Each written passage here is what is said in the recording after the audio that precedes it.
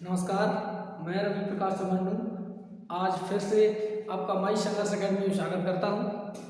आइए आज हम प्रश्नावली 3.2 हल करेंगे।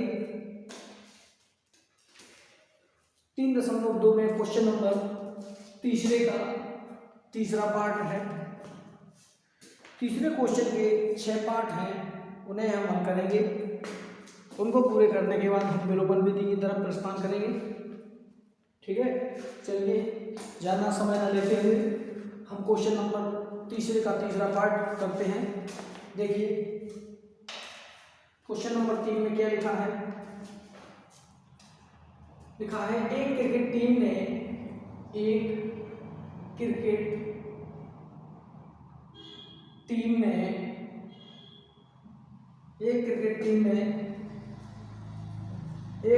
टीम के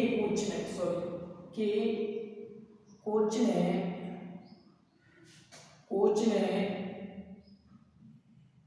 7 बल्ले तथा 6 गेंदें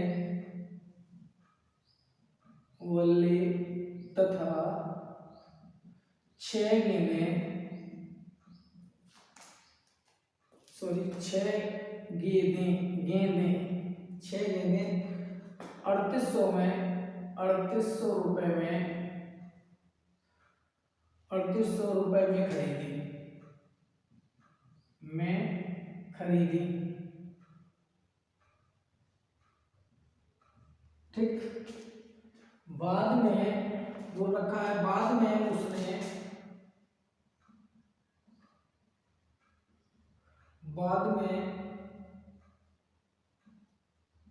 उसने 3 बल्ले तथा 5 गेंदें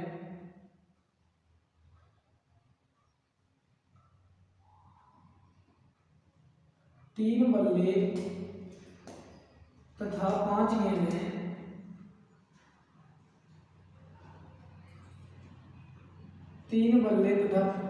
5 गेंदें 1750 में खरीदी।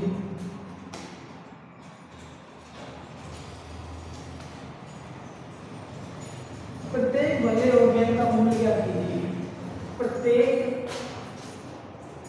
प्रत्येक बल्ले और गेंद का मूल्य ज्ञात कीजिए।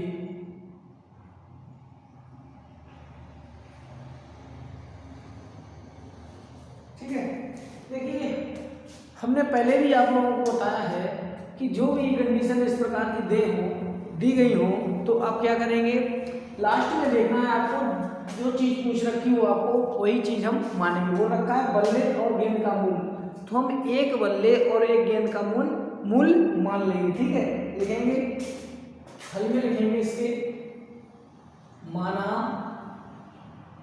एक बल्ले का मूल्य बराबर x रुपया, उसी तरह लिखे दे रहे हैं x रुपया, तथा एक गेंद का मूल्य बराबर 22 रुपया। ठीक, एक गेंद x रुपए की, एक बल्ला 22 रुपए का, सॉरी एक गेंद 22 रुपए की, एक बल्ला x रुपए का।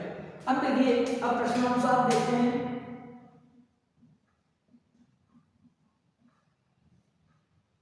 और रखा है एक क्रिकेट टीम के कोच ने 7 बल्ले, एक बल्ला कितने का, एक बल्ले का मूल्य, एक बल्ला कोई बात नहीं, एक बल्ले का मूल्य कितना है x रुपए, तो 7 बल्ले खरीदने कितना देना पड़ेगा मूल्य 7x प्लस 6 गेंदें, एक गेंद कितने की है 22 रुपए की, 6 गेंदें कितने होंगी 6 बाई प्लस 6 बाई बराबर कितने रुपए दिए 3800 रुपए। समीकरण फर्स्ट हो जाएगा इससे। ठीक है, दूसरा देखिएगा, उसने 3 बल्ले और 5 गेंदें, तो 3x प्लस 5y बराबर कितने दिए 1750। इससे समीकरण दूसरा बन जाएगा। ठीक है, अब आपको ये कौन सी विधि से करना है, प्रतिस्थापन विधि से करना है, ठीक है। चूंकि आपको देखो लिखा हुआ है इसमें कि निम्न समस्याओं को रैखिक समीकरण में उनको प्रतिस्थापन विधि से हल कीजिए, लिखा है प्रतिस्थापन विधि से। देखिएगा यहाँ पर, एक मिनट,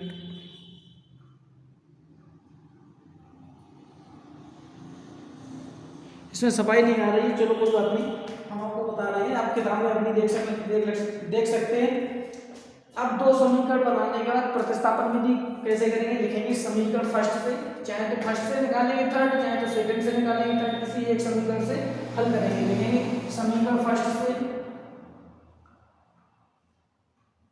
समीकरण फर्स्ट है 7x + 6y बराबर 3800, तो x बराबर 75 करेंगे तो 3800 और -6y हो जाएंगे, बटे में 7 हो जाएंगे। ये समीकरण कौन सा आ गया, तीसरा।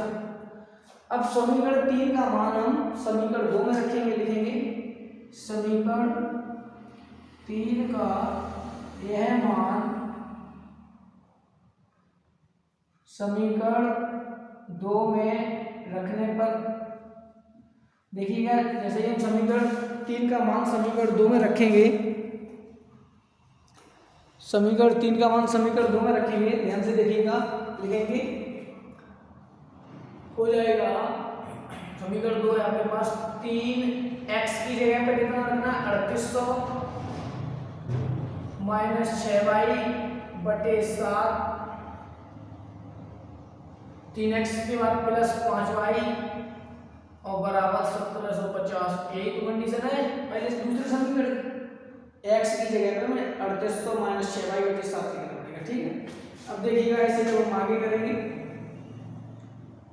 इसे जब हम आगे लिखेंगे 3 की गुणा 3800 में होगी, ठीक है। तो कितना हो जाएगा, 3 0 0 3 0 0 फिर 3 0 0 और 3 8 24 की 4 हंस लगा 2 और 3 दुर्गा 9 2 11, तो 11400 है। फिर एक बार देखिएगा 3 0 0 3 0 0 3 8 24 की 4 हंस लगा 2, 3 दुर्गा 9 2 11, माइनस चिन्ह है, माइनस लगाएं और 3 छक्के 18y और बटे में 7 और प्लस 5y बटे में 1 लिख सकते हैं, इसमें बराबर में 1750, ठीक है। इसे जब हम आगे बढ़ाएंगे तो एलसीएम आ जाएगा 7, इधर संख्या इतनी रहेगी क्योंकि 7 का भाग 7 में देखिए एक बार रहेगा, एक का गुणा इस पूरी संख्या में होगा तो होगा 11400 -18y प्लस 1 का भाग 7 में देंगे, कितने बार जाएगा, 1 का भाग 7 में देंगे तो हो जाएगा 7 बार 7 पंजे 35 हो जाएगा, यहाँ पर 35y और बराबर के बचेंगे 1750। ये 7 का गुणा 1750 में उधर हो जाएगा, ध्यान से देखिएगा 11400 माइनस के 18 है प्लस के 35, तो प्लस के 17y बचेंगे, 17 दूनी 34 यानी 15 में से 8 जाएंगे 7 बचेंगे और 2 में से 1 जाएगा 3, सॉरी 2 में से 1 जाएगा 1 बचेगा, ठीक है। अब बराबर में करेंगे, ये 7 बटे में ऊपर जाएंगे, गुणा में हो जाएंगे तो 7 0 0 7 पंजे 35 की 5 हंस लगा 3 7 7 49 49 और 3 52 49 51 52 49 51 49 50 51 52 हो गया, ठीक है। एक बार फिर से देखते हैं, 7 0 0 7 पंजे 35 की 5 हंस लगा 3 7 7 49 और 3 52 हंस लगा 5 और 7 1 7 5 12 12250, ठीक है।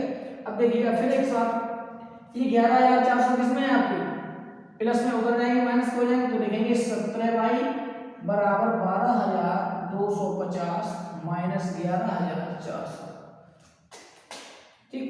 अब इसमें से घटाएंगे करते हैं, ध्यान से देखिएगा 17y बराबर 0 में से 0 गया 0 बचा, 5 में से 0 5 2 में से 4 जाएंगे, 12 में से 4 जाएंगे 8 बचेंगे, 12 में से यहाँ से उतार लेंगे, 12 में से 4 जाएंगे 8 बचेंगे, यहाँ 11 बचे यानी 1 बचा, 1 में से 1 0 1 में से 1 0 850, ठीक है। तो यहाँ लिख सकते हैं इसे 850 बचे। अब हम पक्षांतर करेंगे तो y बराबर 850 बटे 17 17 पंजे 16 पंजे 80 17 50 हो गया, ठीक है। पंजे 85, 5 डबल 1 0 हो जाएगा। ठीक, तो y का मान कितना है, y बराबर आ जाएगा आपका 50। ठीक, अब क्या करेंगे यहाँ पर, ये यहाँ पर हल हो गया, लिखेंगे y का मान समीकरण फर्स्ट में रखने पर, समीकरण फर्स्ट आपका क्या है, 7x प्लस 6y बराबर 3800। अब 7 लिखेंगे, 7x प्लस 6 इंटू 50, भाई बराबर आपका 50 आ गया, बराबर 3800। ध्यानपूर्वक देखिएगा, 7x प्लस के 300, 6 पंजे 30, 50 का 300 हो गए, बराबर 3800। और r पक्षांतर करेंगे जब, तो लिखेंगे x बराबर 3800 माइनस 300 बटे 7। जब घटाएंगे 3800 में 300 3500 बचेंगे, तो x बराबर 3500 बटे 7। भाग देंगे 7 पंजा 35, तो आएगा x बराबर 7 पंजे 7 गुणा 35 तो 500। यानी एक बल्ले का मूल्य आएगा 500 और एक गेंद का मूल्य आएगा 50। ठीक है, आप इस तरीके से ये सवाल हल कर सकते हैं। ठीक है, थोड़ा बड़ा मालूम पड़ रहा है लेकिन सरल बहुत है, केवल 2 स्टेप में ध्यान से समझिएगा। सबसे पहले हम इनकी कंडीशन लिखेंगे, कंडीशन लिखने के बाद आपको जो समीकरण फर्स्ट दे रखा है, फर्स्ट से समीकरण थर्ड बनाएंगे, थर्ड का मान समीकरण सेकंड में रखेंगे। ध्यान रखिएगा, जिस समीकरण से मान निकालेंगे उसी समीकरण में मान नहीं रखेंगे, उस समीकरण का मान अगले समीकरण में जब रखेंगे, समीकरण 2 में रखने पर हमें y का मान प्राप्त हुआ। y का मान फिर हम चाहे तो फर्स्ट में, चाहे सेकंड में, चाहे तो थर्ड में, किसी में रख सकते हैं। ठीक है, अब इसके बाद हम बढ़ते हैं क्वेश्चन नंबर चौथे की तरफ। यानी चौथा हम जो बोल रहे हैं पार्ट चौथे की बात कर रहे हैं, क्वेश्चन 3 है। ठीक है, क्वेश्चन नंबर 3 ही है लेकिन इसका पार्ट चौथा है, तीसरे का। चलिए अभी हल करते हैं।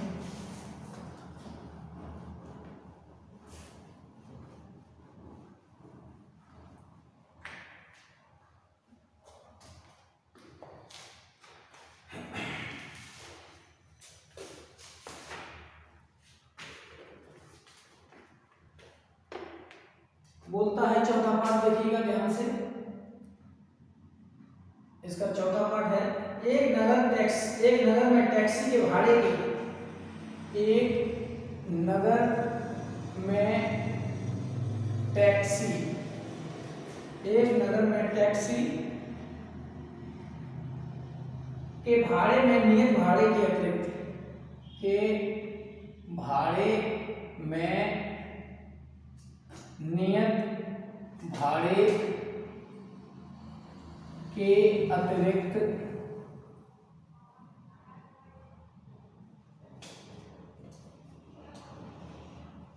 चली गई दूरी पर भाड़ा सम्मिलित किया जाता है। चली गई दूरी पर भाड़ा सम्मिलित किया जाता है।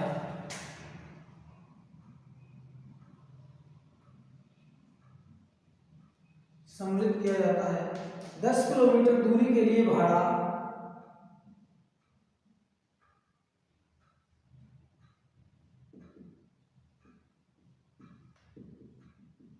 10 किलोमीटर दूरी के लिए भाड़ा 105 रुपये है,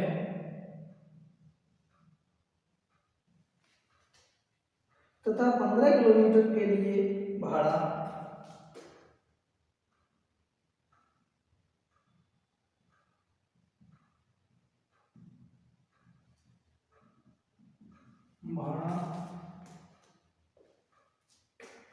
155 रुपये है।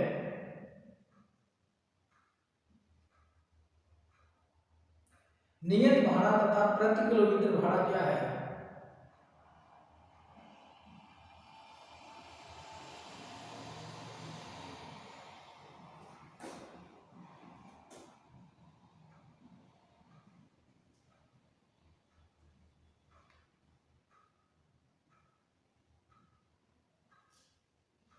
नियत भाड़ा तथा प्रति किलोमीटर भाड़ा क्या है? एक व्यक्ति 25 किलोमीटर यात्रा करने के लिए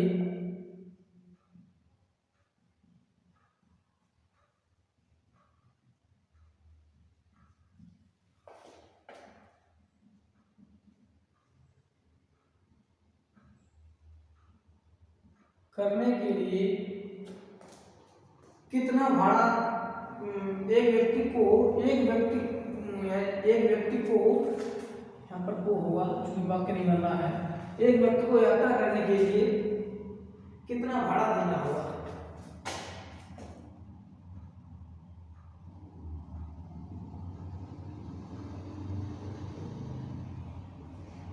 देखिए यहाँ पर दो क्वेश्चन है। सबसे पहले ध्यान से सुनिए, एक नगर टैक्सी में भाड़े में नियत भाड़े के अतिरिक्त, यानी एक टैक्सी है उसमें नियत भाड़ा एक भाड़ा फिक्स है, उसके बाद आप जितने भी किलोमीटर आप जाएंगे उतना ही उसमें भाड़ा ऐड कर दिया जाएगा और आपको बता दिया जाएगा आपने 2 किलोमीटर की यात्रा की तो आपको इतने हैं, आपने 20 किलोमीटर की यात्रा की तो आपको। तो एक तो बोल रखा है नियत भाड़ा तथा प्रति किलोमीटर भाड़ा क्या है। एक तो आपको क्वेश्चन है ये नियत भाड़ा बताना और प्रति किलोमीटर भाड़ा बताना। दूसरे नंबर पर ये क्वेश्चन करने के बाद फिर आपको बताना है एक व्यक्ति 25 किलोमीटर यात्रा करता है, उसको कितना भाड़ा देना होगा। तो पहले सबसे पहले नियत भाड़ा पूछ रखा है, अतिरिक्त तो हम नियत भाड़ा मानेंगे, लिखेंगे माना, हल में लिखेंगे माना नियत भाड़ा बराबर x रुपया और अतिरिक्त भाड़ा बराबर प्रति किलोमीटर अतिरिक्त भाड़ा। ठीक है, हम देख सकते हैं प्रति किलोमीटर भाड़ा बराबर या अतिरिक्त भाड़ा, चलिए अतिरिक्त भाड़ा लिख सकते हैं, कोई दिक्कत नहीं। अतिरिक्त भाड़ा बराबर 22 रुपया। देखिए पहली कंडीशन प्रश्नानुसार लिखेंगे, ध्यान से देखिएगा कि एक नगर टैक्सी में भाड़े में नियत भाड़े के अतिरिक्त चली दूरी पर भाड़ा सम्मिलित किया जाता है। यानी आप जैसे ही टेम्पो में या कोई टैक्सी में बैठेंगे आपको नियत भाड़ा तो देना ही पड़ेगा, फिर आप जितने किलोमीटर की यात्रा करें उतने ही भाई और किराया देना पड़ेगा। तो नियत भाड़ा यानी x रुपये हर बार आपको देने ही पड़ेंगे, उसके बाद आप जितने किलोमीटर की यात्रा करें उतने ही भाई और ऐड करने पड़ेंगे। ठीक है, लिखा है कि 10 किलोमीटर दूरी के लिए भाड़ा। तो सबसे पहले दूरी, अतिरिक्त दूरी या प्रति किलोमीटर यहाँ पर लिख सकते हैं, यहाँ पर लिखेंगे प्रति किलोमीटर,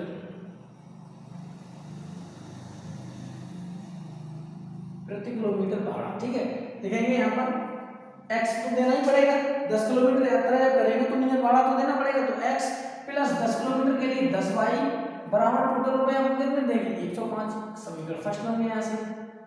ठीक है, दूसरा समीकरण देखिएगा, दूसरा बोल रखा है कि 15 किलोमीटर के लिए भाड़ा 155। तो x को यहाँ पर भी देना पड़ेगा और 15 किलोमीटर तो 15 वाई बराबर कितना 155। ये समीकरण दूसरा हो गया। अब हम क्या करेंगे, इसको प्रतिस्थापन से करने से पहले प्रतिस्थापन विधि से हल करेंगे। तो देखिएगा, लिखेंगे समीकरण फर्स्ट से x प्लस 10 वाई बराबर 105। तो लिखेंगे x बराबर 105 माइनस के 10 वाई, ये समीकरण तीसरा हो जाएगा। कोई दिक्कत, पक्षांतर कर देना आपको, केवल x इधर रखना और 10 वाई उधर भेज देना। 105 माइनस के 10 वाई, समीकरण तीसरा। अब लिखेंगे समीकरण 3 का मान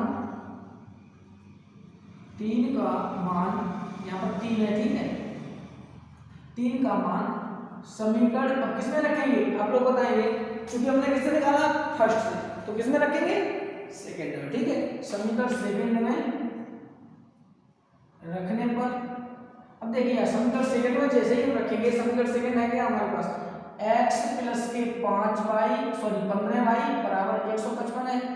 यहाँ पर x की जगह पे हमें लिखना पड़ेगा 105 माइनस 10 वाई, और x की जगह पे हमें इतना लिखते 105 माइनस 10 वाई और प्लस 15 वाई और बराबर 155। ठीक है, अब देखिएगा ध्यान से, 105 आपके पास प्लस के हैं, इसको हम उधर भेज रहे हैं। ठीक है, माइनस के हो जाएंगे। ध्यान से इधर देखिए 10 वाई आपके किसके हैं माइनस के, और 15 वाई किसके प्लस के, 5 वाई प्लस के बचे और बराबर में 155 माइनस के 105 हो जाएंगे। ठीक है, पक्षांतर ये प्लस के 105 इधर जाएंगे तो किसके हो जाएंगे माइनस के। देखिएगा ध्यान से, इसे जब हम आगे लिखेंगे 5 वाई, अब घटाएंगे 5 में से 5 जाएंगे 0, इधर लिखेंगे 5, आगे लिखेंगे 5 वाई बराबर 5 में से 5 गए 0, 5 में से 0 गया 5 और 1 में से 1 गया एक में से एक यानी 155 में से 105 देंगे 50 बचेगा, सीधी बात। अब देखिए और 95 जब हम करेंगे तो y बराबर 50/5 और 95 करेंगे तो y बराबर आ जाएगा 10 × 50, y बराबर 10। यानी अतिरिक्त किराया आपका प्रति किलोमीटर किराया कितना आ गया 10 रुपए प्रति किलोमीटर किराया आ गया 10 रुपए। अब देखिएगा यहाँ पर लिखेंगे y का मान समीकरण फर्स्ट में रखने पर फर्स्ट कहाँ पर आपका x + 10 × 10 x + 10 y की जगह और 10 रख दे 10 × 10 बराबर 105। देखिएगा ध्यान से 95 जब करेंगे तो x बराबर 105, 10 दाई 100 उधर जाएंगे प्लस के इधर उधर जाएंगे माइनस के, तो x बराबर आ जाएगा आपका 5 रुपए। ठीक, तो ऐसा लिख देंगे अतिरिक्त भाड़ा 10 रुपए और नियत भाड़ा 5 रुपए। अब देखिए ये पहला इसकी पहली कंडीशन तो सॉल्व हो गई। अब दूसरी कंडीशन कैसे करेंगे, बोल रखा है एक व्यक्ति 25 किलोमीटर को यात्रा करने में भी कितना भाड़ा देना होगा। तो एक व्यक्ति को 25 किलोमीटर की यात्रा करना है। जब एक व्यक्ति को 25 किलोमीटर की यात्रा करने के लिए कितना भाड़ा देना होगा, ध्यान से देखिएगा। लिखेंगे जब कोई व्यक्ति 25 किलोमीटर की यात्रा करेगा तो है नियत भाड़ा तो उसे देना पड़ेगा, तो x और 25 करना पड़ेगा तो 25y ये निकालना। इनकी जगह पर x y का मान रख दीजिए। लिखेंगे यहाँ पर लिख सकते हैं, पहले 1 मिनट लिखेंगे एक व्यक्ति को 25 किलोमीटर की या 25 किलोमीटर एक व्यक्ति को 25 किलोमीटर की यात्रा करने में लगा भाड़ा बराबर, तब लिखेंगे x देना पड़ेगा प्लस 25 किलोमीटर 25y।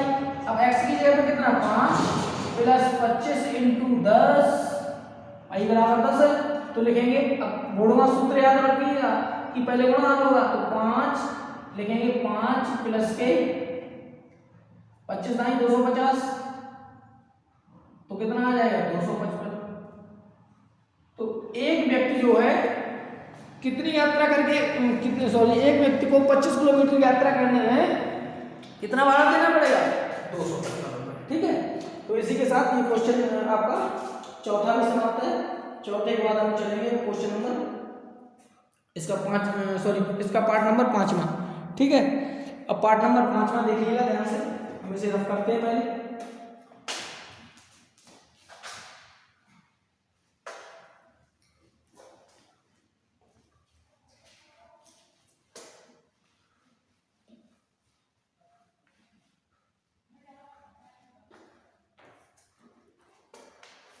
पांचवा पार्ट है इसका, वो रखा है यदि किसी भिन्न के अंश और हर दोनों में 2 जोड़ दिया जाए। यदि किसी भिन्न के अंश और हर दोनों में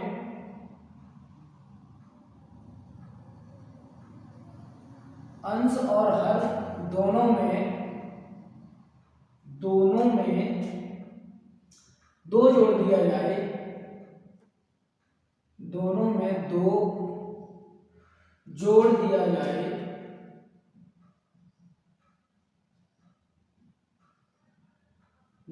जाए तो वह 9/11 हो जाती है, तो वह 9/11 हो जाती है।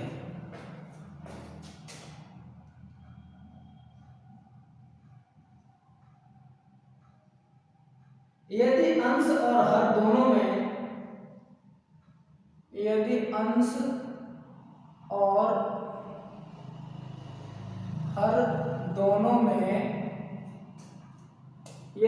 और हर दोनों में 3 जोड़ दिया जाए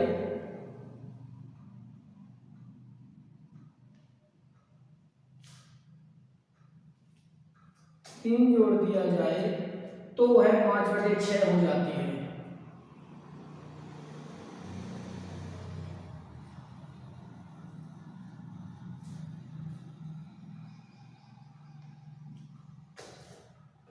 वह भिन्न ज्ञात कीजिए, वह ज्ञात कीजिए। अब देखिएगा, हम आपसे हर सवाल में लगभग बोलते हैं कि जो लास्ट में पूछा हो उसे हम मान लेंगे।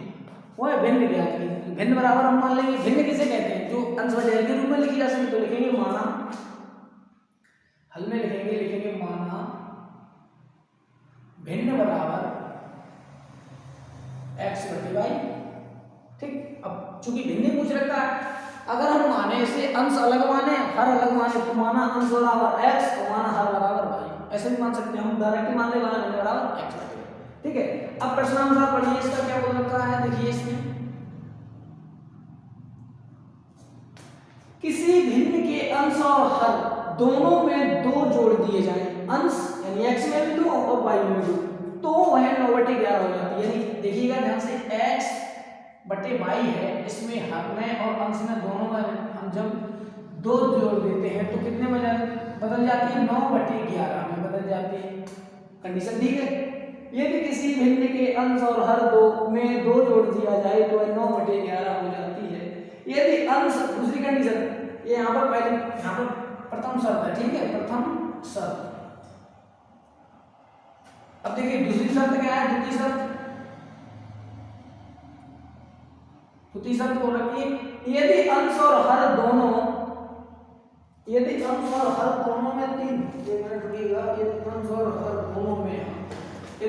हर दोनों में 3 जोड़ दिया जाए तो है 5/6। तो अंश और हर में दोनों में क्या जोड़ेंगे? 3, तो x + 3 और y + 3 बराबर कितनी हो जाती है? 5/6। ये दूसरी शर्त। अब इससे एक समीकरण निकालेंगे, इससे एक समीकरण निकालेंगे। ध्यान से देखिएगा, इससे निकालेंगे तो 95 आपको आता होगा। ये किसमें? हर में, इधर आएगा गुणा में हो जाएगा। देखिएगा ध्यान से, लिखेंगे, ध्यान दीजिएगा, गुणा जब हम करते तो दोनों पद में इसका गुणा होगा। 11x तो 11 गुणा x 11x और प्लस 11 दूनी 22 बराबर। इसी तरह इसमें 9 का y में करेंगे 9y, यानी y का 9 में करेंगे 9y और प्लस 2 का करेंगे तो प्लस के 18। ठीक, इसी से दूसरा देखिएगा ध्यान से, 11x और माइनस के 9y 75 और ये 18 इधर किसके हैं? 18 इधर, या 0 करना चाहे 0 या 22 को उधर भेजना चाहे 22 को भेज सकते हैं। देखिएगा, चल एक तरफ रख शुरुआत में लिखते हैं और चल को बाद में। तो 11x माइनस 9y और प्लस 22 है आपके, और 18 प्लस के इधर आएंगे माइनस के हो जाएंगे तो प्लस के 4 बचेंगे बराबर 0। ये समीकरण नंबर 1 बन जाएगा। दूसरे का ध्यान से देखिएगा, 6 का गुणा x में करेंगे तो 6x और प्लस के 6 दिया 18 बराबर 5 का y में करेंगे तो 5y और प्लस के 5 दिया 15। ठीक है, आगे जब हम इसे हल करेंगे तो 6x माइनस के 5y और ध्यान से देखिएगा प्लस के 3 बराबर 0। ये समीकरण दूसरा, प्लस के 3 क्यों बचे? 18 प्लस के 15 ये प्लस के इधर आएंगे माइनस को, 18 से 15 जाएंगे 3 बचेंगे। ठीक है, समीकरण फर्स्ट और सेकंड बने, ऐसे हल करेंगे। लिखेंगे समीकरण फर्स्ट से, फर्स्ट क्या है आपके पास? 11x माइनस 9y और प्लस 4 = 0। x इधर रखें और सब उधर भेज देंगे। तो ध्यान से देखिएगा, माइनस के 9y उधर जाएंगे, प्लस के 9y, प्लस के 4 उधर है, माइनस के 4 और 11 इधर है, बटे में जाएंगे। ये समीकरण नंबर 3। देखेंगे समीकरण 3 का यह मान समीकरण 2 में रखने पर। ठीक है, ध्यान से बताइए, मालूम होना चाहिए आपको, हर सवाल में बता रहे हैं कि जिस समीकरण से निकालेंगे उसमें ना रख के अगले समीकरण में रखेंगे। तो थर्ड का मान थर्ड सेकंड में रखेंगे। ठीक है, अब सेकंड में रखेंगे जब हम, सेकंड हमारे पास क्या है? 6x माइनस 5y और प्लस के 3, इसमें मान रख रहे हैं = 0। x की जगह पे लिखेंगे 6 × 9y माइनस 4/11 और माइनस 5y और प्लस के 3 = 0। ठीक है, अब देखिएगा ध्यान से, 9 का गुणा इसमें होगा तो 9 छक्के 54y, इधर जब हम लिखेंगे ध्यान से देखिएगा, 9 छक्के 54y और 9 माइनस के 9 छक्के 54 हो गए और 6 चौको 24 माइनस के 24 बटे में 11 और माइनस के 5y और प्लस 3 = 0। अब देखिएगा ध्यान से, इसके बटे में 1 लिख सकते हैं और 3 के भी बटे में 1 लिख सकते हैं। ठीक, ध्यान से देखिएगा। आप क्या करेंगे, एलसीएम लेंगे, इसका एलसीएम 11 आएगा। 11 का भाग 11 में देंगे, एक बार जाएगा तो इसका वही आंसर आएगा 54 माइनस के 54 माइनस के 24 और माइनस चिन्ह है तो माइनस चिन्ह लगाएंगे यहाँ पर।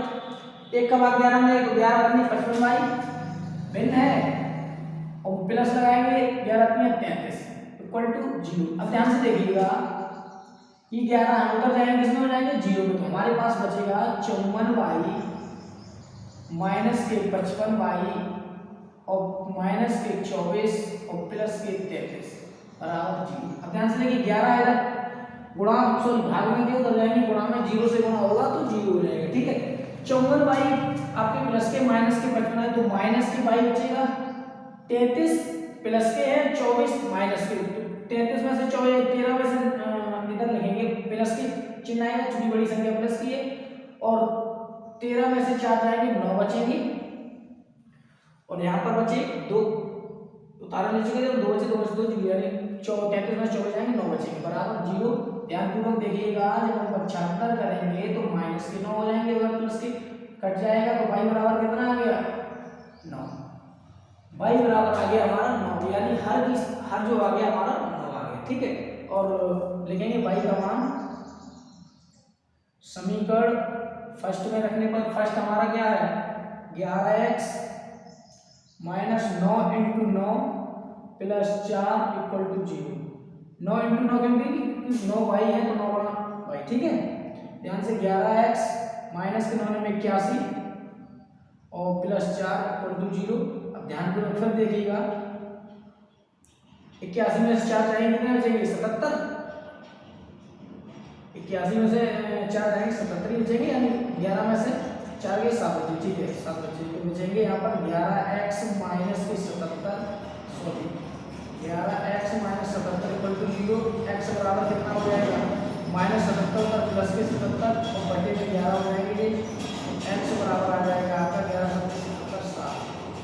तो भिन्न बराबर पूछ रखा आपको, भिन्न बराबर आपकी कितनी आएगी, लिखेंगे भिन्न, तब लिखेंगे भिन्नता, भिन्न बराबर कितना, भिन्न 7/9।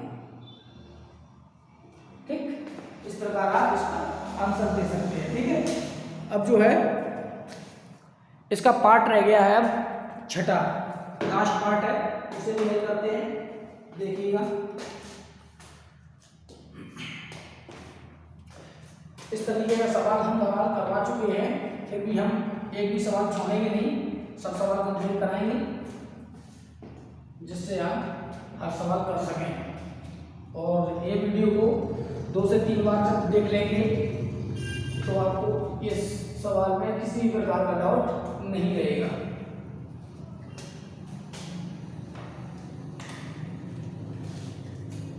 छठा क्वेश्चन है इसका, छठा पार्ट लिखा है 5 वर्ष पूर्व जैकब की आयु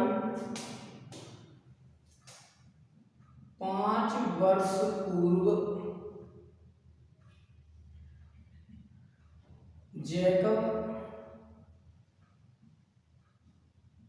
जैकब की आयु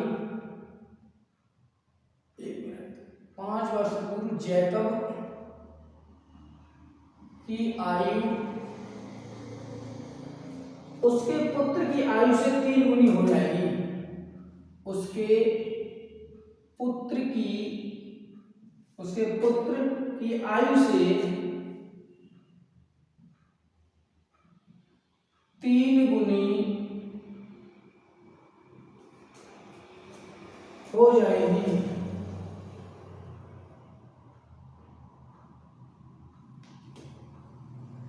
पांच वर्ष पूर्व, दूसरी कंडीशन बोल रखा है, सॉरी यहाँ पर पहली कंडीशन में 5 वर्ष पूर्व नहीं है, गलती हो गई, कोई बात नहीं, ध्यान से देखिएगा 5 वर्ष बाद है। 5 वर्ष, एक बार फिर से पढ़ रहे हैं क्वेश्चन, ध्यान से सुनिएगा। 5 वर्ष बाद जैकब की आयु उसके पुत्र की आयु की 3 गुनी हो जाएगी, बोल रखा है। तो 5 वर्ष पूर्व 5 वर्ष पूर्व, 5 वर्ष पूर्व जैकब की आयु उसके पुत्र की आयु की 7 गुनी थी, उसके पुत्र की आयु से 7 गुनी थी, की 7 गुनी थी, 7 गुनी थी। आगे बोल रखा है उसकी वर्तमान आयु क्या है, उसकी वर्तमान आयु क्या है।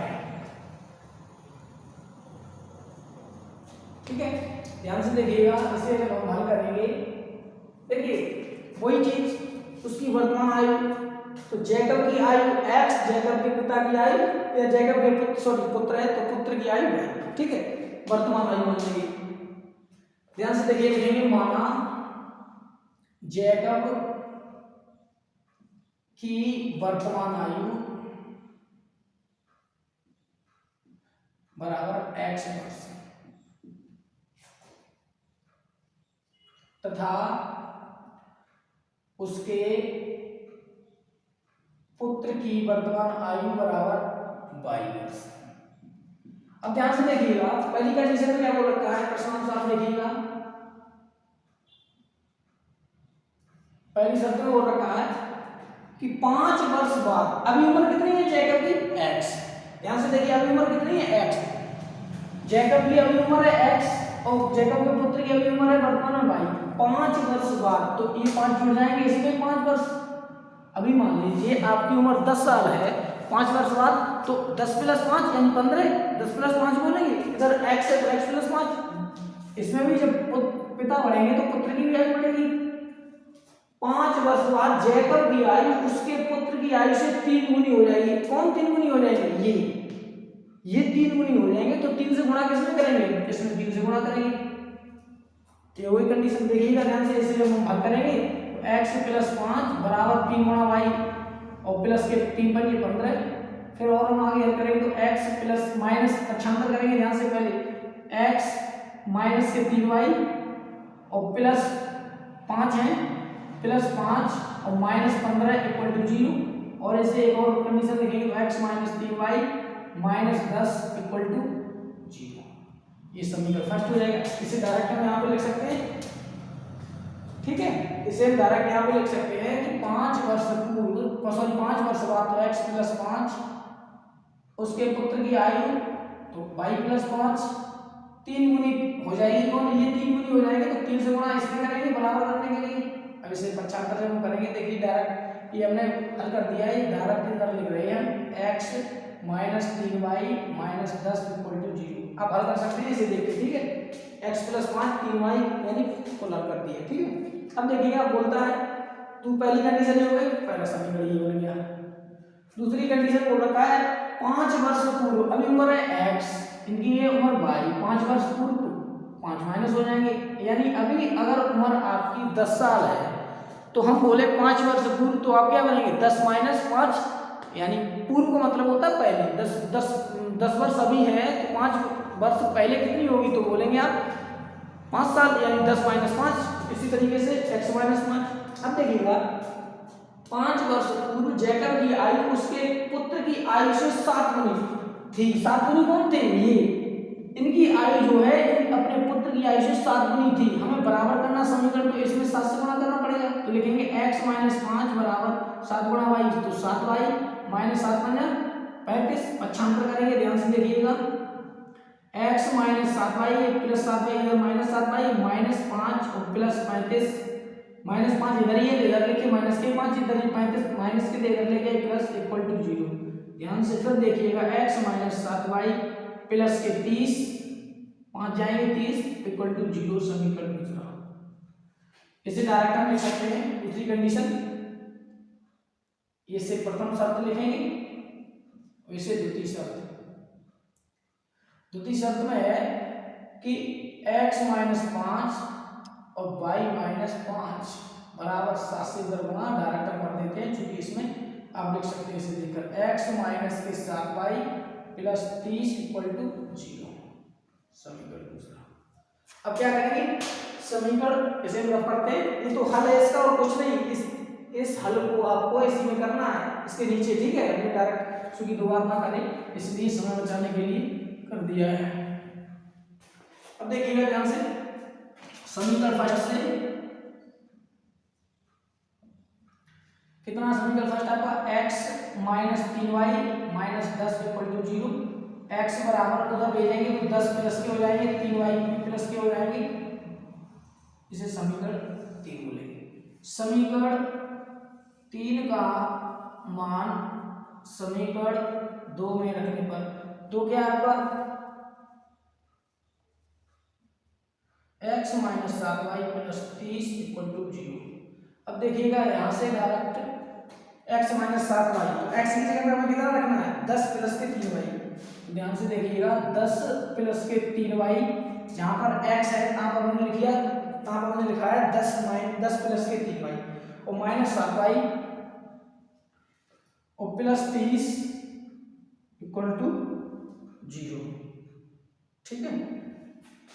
अब देखिएगा ध्यान से, ये 7 प्लस के है माइनस, सॉरी 7 है माइनस के, 3 है प्लस के, तो माइनस के 4y बचे और 10 ये प्लस के उधर, एक मिनट इधर ही हल कर रहे हैं, 30 प्लस के हैं और 10 प्लस के हैं, तो प्लस के कितने बचे 40 बराबर 0। ध्यान से फिर देखिएगा y बराबर लिखेंगे, जो प्लस के हैं बराबर को कर जाएंगे, माइनस के 40 हो जाएंगे और 4 की गुणा में है तो माइनस के 4 कर जाएंगे, माइनस से माइनस 10 4 40, y बराबर कितना आ गया 10। यानी उनके पुत्र की आयु वर्तमान आयु कितनी है 10 वर्ष। अब जैकब की देखते हैं, लिखेंगे y का मान समीकरण फर्स्ट में रखने पर, फर्स्ट में रखेंगे जैसे ही हम, तो x minus 3 into 10 minus 10 equal to 0। तो यहाँ से जब हम हल करेंगे तो x minus 10 30 minus 10 equal to 0 और आगे जब हम करेंगे माइनस 30 और 10 40, तो x बराबर माइनस 40 उधर जाएंगे प्लस 40 हो जाएंगे। तो ये उनके पुत्र की वर्तमान आयु है और ये जैकब की वर्तमान आयु, ठीक है। अब देखिए इसमें अगर रख के देखते हैं 5 साल बाद ये कितने हो जाएंगे 45 के, ये कितना है 15, तो 15 दिया 45 3 गुनी है यानी कंडीशन ठीक है। फिर बोलता है 5 वर्ष पहले ये कितने 35, ये 5 वर्ष पहले 5 7 5 7 7 नहीं, ठीक है। इसी के साथ ये प्रश्नावली 3.2 आपकी कंप्लीट होती है। अब हम प्रश्नावली 3.3 हल करेंगे, वो नेक्स्ट वीडियो में आपको मिलेगा, ठीक है। और उस प्रश्नावली को विलोपन विधि से हल करेंगे। उससे पहले हम आपको विलोपन विधि समझाएंगे और अच्छे तरीके से विलोपन विधि करने के बाद हम फिर ये तीसरा चैप्टर खत्म हुआ, तीसरे चैप्टर के बाद हम बढ़ेंगे फिर चौथे चैप्टर में, ठीक है। मिलते हैं आपको नेक्स्ट वीडियो में, धन्यवाद।